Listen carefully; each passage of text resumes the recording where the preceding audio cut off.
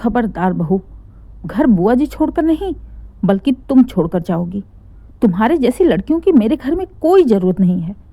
पंकज, ले जाओ अपनी पत्नी को इस घर से, गुस्से में बोली पंकज की माँ संगीता जी। नहीं माँ, ये मेरी पत्नी नहीं है। मेरी पत्नी इतनी गिरी हुई नहीं हो सकती। इस समय ये अपने माँ बाप के संस्कारों में पली हुई घमंडी लड़की है।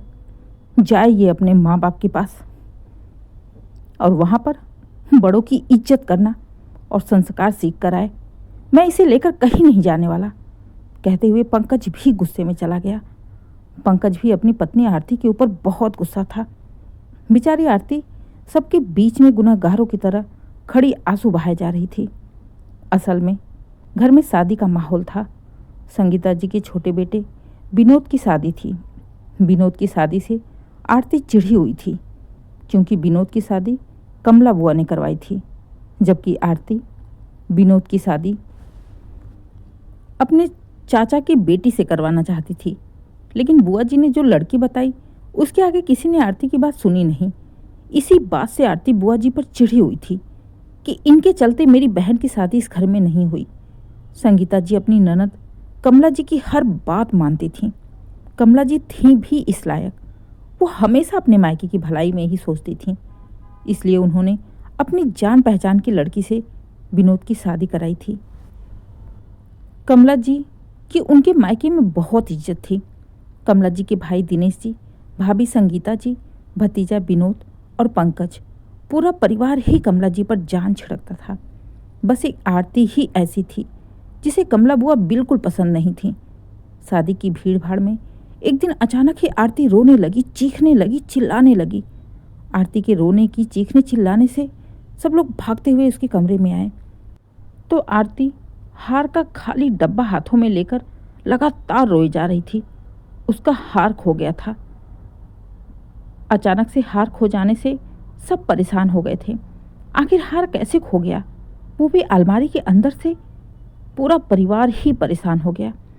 जितने रिश्तेदार आए थे सब हैरान थे। आखिर हार किसने ले लिया? सब तो घर के ही थे। संगीता जी पागलों की तरह आरती की अलमारी, उसका बेड, ड्रेसिंग टेबल, हर जगह ध्यान से हार को ढूंढने लगी। अलमारी के कपड़ों को उन्होंने झाड़ कर देखा, हार कहीं नहीं मिला। हो सकता है कि भीड़ की वजह से काम के चक्कर में हार कहीं और रख दिया हो। ये सोचकर हर कमरे की तलाशी होने लगी। कुछ रिश्तेदारों ने तो जानबूझकर सबके सामने अपने बैग भी खोल दिए। जब सबके बैग खुल गए तो कमला बुआ का बैग रह गया। किसी ने कुछ भी नहीं कहा, लेकिन आरती ने तुरंत ही कहा, जब सबके बैग देख लिए तो बुआ जी का बैग बाकी है। आरती की बात सुन संगीता जी, दिनेश, पंकज, विनोद सब सन्न रह गए, हैरान थे। सबकी नजरें कमला बुआ पर गई। बुआ वहीं पास में पड़े सोफे पर कटे हुए पेड़ की तरह गिर जाती हैं, जैसे उन्हें विश्वास ही नहीं था कि मायके में इस बुढ़ापे में हार की चोरी का इल्जाम भी लगेगा। जिज्जी की हालत देख संगीता जी को अपनी बहू पर बहुत गुस्सा आया। खबरदार बहू, अपनी जबान को लगाम दो। तुम होश में तो हो? किसके बारे में बातें कर रही हो? मम्मी जी, मेरा हार खोया है, मैं कुछ नहीं जानती। मुझे सबकी तलाशी लेनी है। जरूरत पड़ी तो मैं आपकी भी तलाशी लूंगी। फिलहाल तो मुझे बुआ के बैग को तलाशी लेनी ही पड़ेगी। ठीक है बहू, कोई बात नहीं, तो आराम से ले ले तलाशी, बोल पड़ी कमला बुआ। नहीं जिज्जी, ये आप क्या कह रही हैं? घबराते हुए संगीता जी ने कमला जी से कहा। नहीं भाभी, कोई बात नहीं। अगर बहू को लगता है कि हार मेरे बैग में है तो आप तलाशी लेने दीजिए। भाभी, मैं जानती हूँ आपको ये सब बहुत बुरा लग रहा, लेकिन बहू की तसल्ली के लिए उसे तलाशी लेने दीजिए। आरती बुआ जी का बैग सबके सामने खोल डाली। संगीता जी लाख मना करती रह गई, लेकिन आरती कहाँ सुनने वाली थी। पूरा बैग खोल डाला, एक एक कपड़े निकाल डाले, लेकिन हार नहीं मिला। आरती परेशान हो गई, पागलों की तरह बार बार कपड़ों में हार ढूंढने लगी, जैसे उसे विश्वास था कि हार यही है। जब बार बार बैग पलटकर एक एक कपड़ा देखकर भी हार नहीं मिला तो आरती सर पकड़ के रोने लगी। अरे ऐसे कैसे हो गया? मेरा हार कैसे खो गया? बुआ जी, आपने कहाँ रख दिया मेरा हार? इतना सुनते ही पंकज बौखला गया। बस आरती, बहुत हो गया, बहुत कर ली तुमने अपनी मनमानी।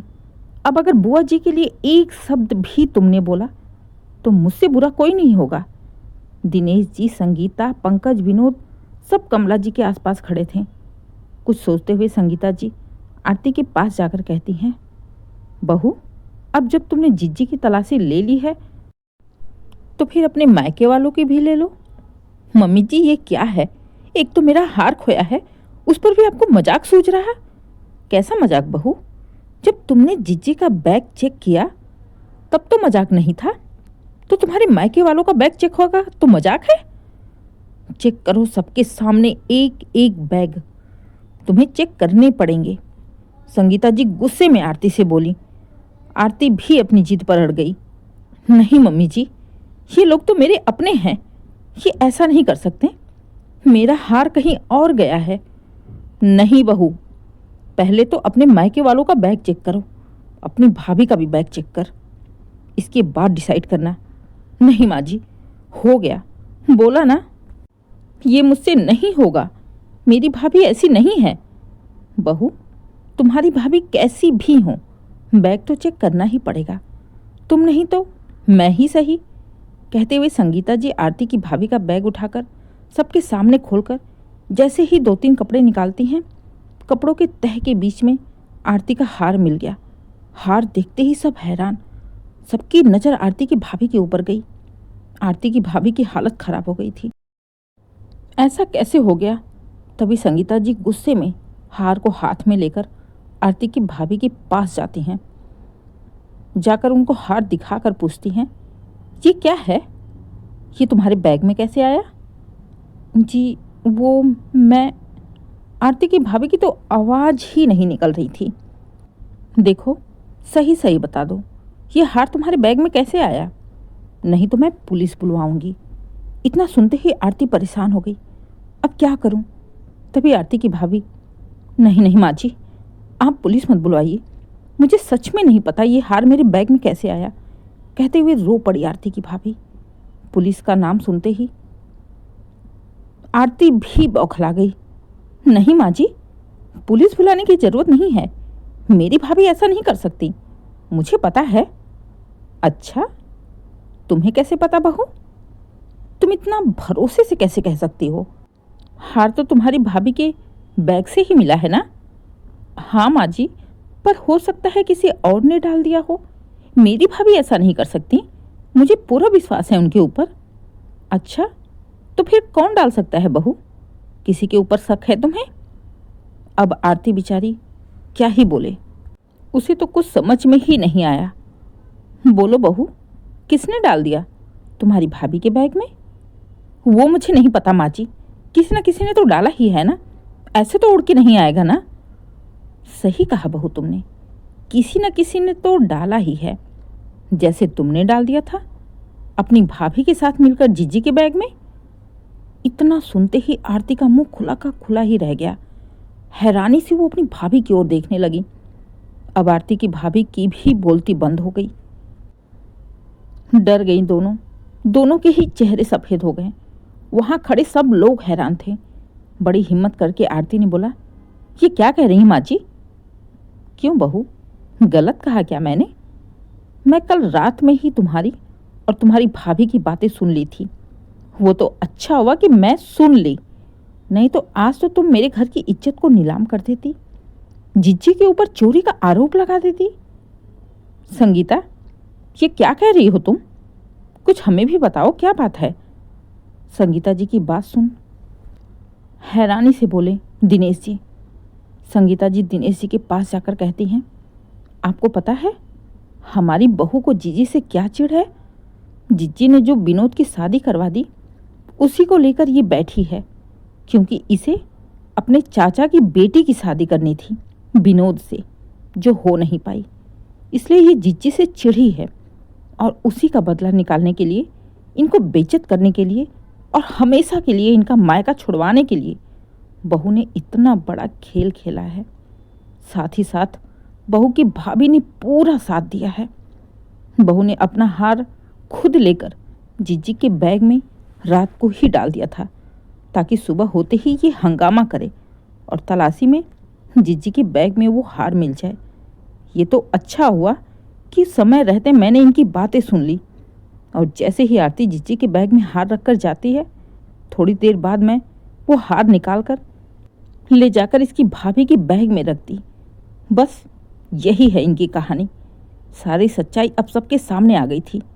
आरती और उसकी भाभी के पांव कांपने लगे थे।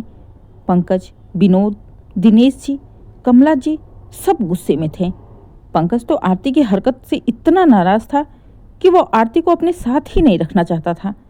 उसने भी जिद पकड़ ली कि आरती को उसके मायके भेज दो।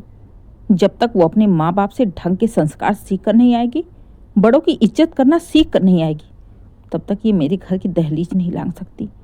ऊपर से दिनेश जी जब पुलिस बुलाने लगे तो आरती को लगा कि कहीं सच में उसकी भाभी को पुलिस न ले जाए, इसलिए तुरंत ही जाकर संगीता जी के पांव पकड़ लेती है। माँ जी प्लीज़ प्लीज़ पापा जी को मना कर दीजिए, पुलिस ना बुलाएं। मेरे मायके वाले बदनाम हो जाएंगे, मेरी भाभी बदनाम हो जाएंगी। क्या मुंह दिखाऊंगी मैं अपने मायके वालों को? क्यों बहू, अभी तक तो तुम ही पुलिस बुला रही थी ना जिज्जी के लिए। और जिज्जी अगर चली जाती, जिज्जी को पुलिस ले जाती तो बदनाम नहीं होती, उनका मायका बदनाम नहीं होता। वो क्या मुंह दिखाती अपने ससुराल में जाकर? आज तुम्हें अपनी भाभी के बारे में समझ में आ रहा है, लेकिन बुआ जी के बारे में नहीं। जिज्जी बस तुम्हारी ही आंखों में खटकती हैं कि तुमने उन्हें इस घर से निकालने के लिए इतना बड़ा खेल खेल दिया। मुझसे गलती हो गई माँ जी, प्लीज़ मुझे माफ़ कर दीजिए। प्लीज़ पुलिस मत बुलवाइए। नहीं बहू, पुलिस तो आएगी, तुम्हारी भाभी को भी ले जाएगी और साथ ही साथ तुम भी जाओगी। अगर तुम्हें माफ़ी चाहिए तो जाओ जिज्जी के पास, उनसे माफ़ी मांगो। अगर उन्होंने माफ़ कर दिया तो ठीक है, नहीं तो मैं तो बिल्कुल भी नहीं। भागते हुए आरती कमला बुआ के पास जाती है। बुआ जी प्लीज़ मुझे माफ़ कर दीजिए, नादान थी मैं, बहक गई थी, मुझे कुछ भी समझ में नहीं आ रहा था। बुआ जी प्लीज़ पुलिस मत बुलवाइए, रोक लीजिए पापा जी को, आपकी बात तो सब लोग मानते हैं। बुआ जी प्लीज़ रोक लीजिए। कमला बुआ के पैर पकड़ आरती लगातार रो रही थी, बिल्कुल पैर छोड़ने को तैयार ही नहीं थी। कुछ सोचते हुए कमला बुआ ने इशारा करके दिनेश जी को मना कर दिया और आरती से बोली, जाओ बहू, माफ़ किया तुम्हें, लेकिन एक बार ज़रूर बोलूँगी, किसी को नीचा दिखाने के चक्कर में खुद इतना नीचे मत गिर जाओ कि संभाल भी ना पाओ, खड़े होने की जगह ना मिले। कहते हुए कमला बुआ वहाँ से चली गई, लेकिन पंकज अभी भी गुस्से में था। आरती बुआ ने भले ही तुम्हें माफ़ कर दिया, लेकिन मैं तुम्हें माफ़ नहीं करूँगा। तुम्हें अपने मायके तो जाना ही होगा और तब तक वापस नहीं आओगी जब तक तुम बड़ों की इज्जत मान सम्मान करना ना सीख जाओ। कहते हुए पंकज भी वहाँ से चला गया। संगीता जी, दिनेश जी सब कमला बुआ के पास चले गए। बेचारी आरती आज अपने ही बिछाए जाल में फंस चुकी थी। कहाँ वो बुआ को बेइज्जत करने चली थी, कहाँ खुद ही बेइज्जत होकर बैठ गई। दूसरों के लिए गड्ढा खोदने वाला एक दिन उस गड्ढे में जरूर गिर जाता है। ऐसा ही कुछ हुआ आरती के साथ।